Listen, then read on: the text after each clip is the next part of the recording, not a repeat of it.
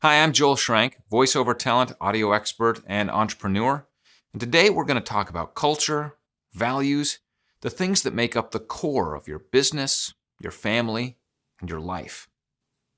Simplifying concepts that really help you in life, relationships, and business. This is the Speaking Easy podcast. So we're going to talk about three things today. First, how to create your values and your culture, or more accurately, how to articulate them. How to surround yourself with people who share common values and have a desire to be within the culture that you've set up. And lastly, how to work with people that share your values and when you should or should not work with specific people that may or may not actually share your values. So let's start out with how to create your values, or like I said, more accurately, how to articulate them. I think that we all kind of have an understanding at some level, at our core, what our values are. Sometimes those are based in how we were raised. Sometimes they're based in spirituality. Sometimes they're based in things that we've learned along the way. And I think that you can also identify the fact that they might be different depending on the situation that you're in. So let me explain that. You might have different values for yourself personally. You might have a slightly different set of values when you look at your family and expand out to that.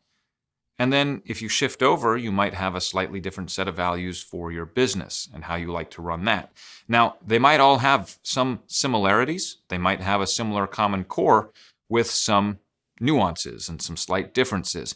But I think that it's important to write down the values for every one of the organizations that you consider to be important in your life, starting with your own self.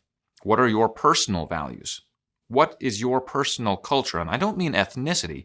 I mean, what is the culture that you would like to embody? What is the kind of person that you want to be? When I say culture, I'm really talking about how you embody your values and what type of person you'd like to be known as.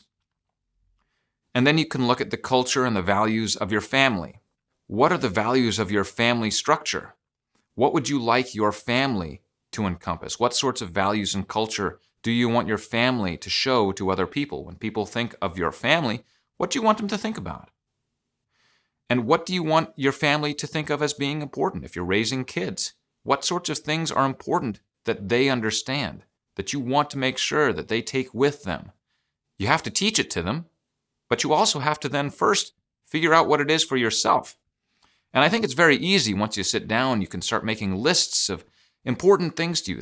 And you can look up online different keywords for values and different things that other people have thought of as being values to them. And I think that's actually really useful to look up what other people have thought of for themselves.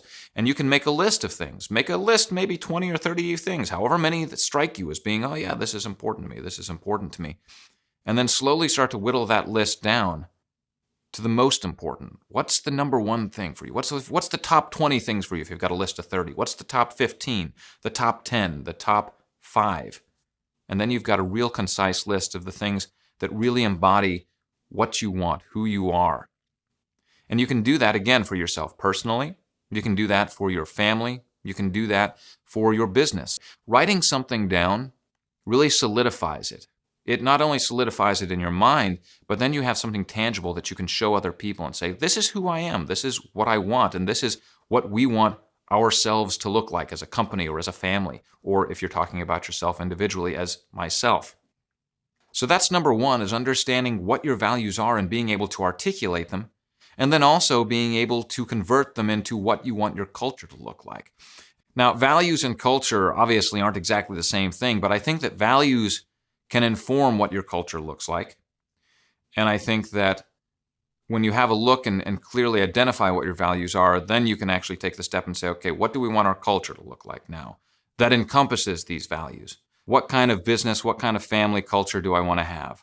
And even what kind of personal culture do I want to have? And that's really just, how do I look to other people? What kind of environment are people living in? What kind of environment are people working in? What kind of environment do I want to place myself in? And what kind of standard do I want to hold myself to in that environment? So number 2 is surrounding yourself with people who also embody that culture and those values.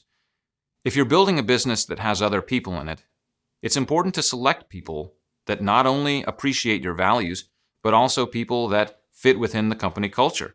And it's completely acceptable to exclude people if they don't. If you're trying to build a specific type of culture that shares a specific set of values, you need to have people within your company and within your organization that share those values and culture. And if there are people within your company or organization that don't, you need to have a serious conversation with them. If it's not possible for them to get there, sometimes it's appropriate to let people go and find a different place that does fit what they're looking for. It's really not healthy for the individual or for the organization to hang on to people that don't really fit the company's values or culture. And it's certainly not healthy for a company to hire people that don't fit the company's values or culture. Now, what if we're talking about a family situation? We're moving away from the business and kind of talking about being a leader of a family, developing a family culture and values. Well, obviously, that's something that you and your spouse would do together, and then you can embody that in the way that you raise your kids. Obviously, you're not hiring people, you're not bringing people on board in that sense, but if you're having children, you kind of are bringing on some new people.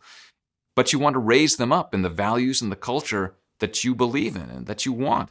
And then looking on an individual level, obviously you're not bringing anybody on board in any sense. You're just talking about yourself. But it's still very important to remember your values and culture. You obviously can't fire yourself, but you have to hold yourself accountable to maintaining the culture and values individually that you want to maintain. And then third, looking at this from the perspective of who you do business with. And I'm not talking about the people that work for you, but clients or customers.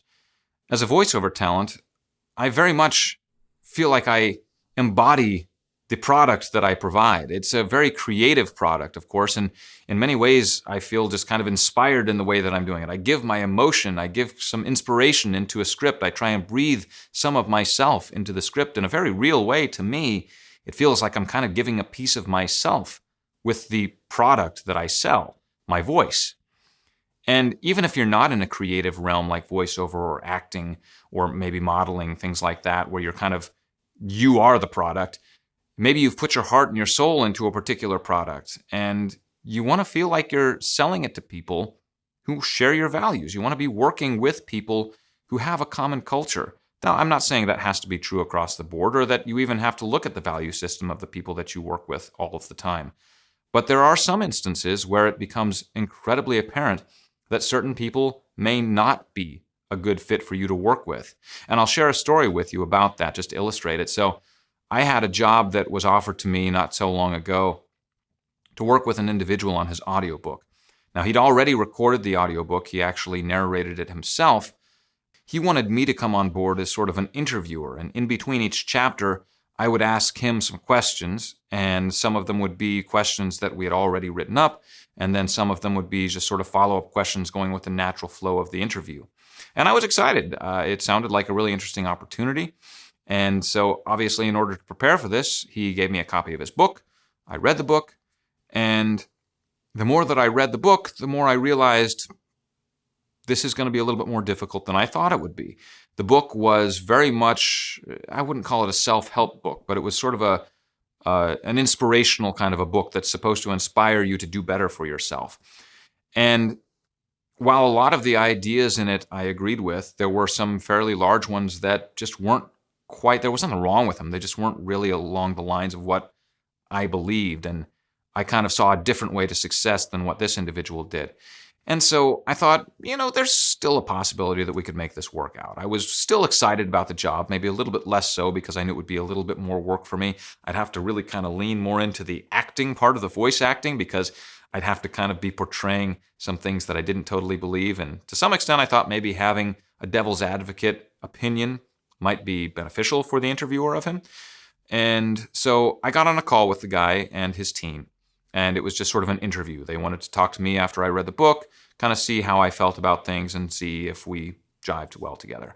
And we started talking, and it became immediately apparent to both of us that this probably wasn't going to work out. We both understood and we respected each other. We didn't have any problem with each other or the product that each of us was selling. They were very gracious to me. They paid me for my time.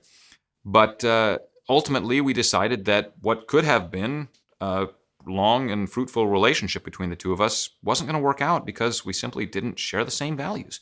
And that's just one example of a time where I declined a job because it didn't quite fit with my values. In this instance, it actually wasn't such a disparate viewpoint that I felt like we couldn't possibly work something out. That's why I interviewed with him. But there have been instances where people have sent me a script. I'd read the script and I'd just reply saying, I'm sorry, I can't do this job. It's just really not in line with my company's values. And that's okay. I think that it's important to be decisive about the people that you work with and take that into account. Don't just take every job that comes your way just because it pays. If it doesn't fit in line with what you want your company to be, then don't do it. You don't want to build your business on things that you don't value and things that you can't appreciate and things that you really can't get behind. And so you need to be conscious of that with the people that you do business with in general. So I hope you found this video helpful. If you did, please like and subscribe so that you can hear more of my content, and we'll talk to you again soon.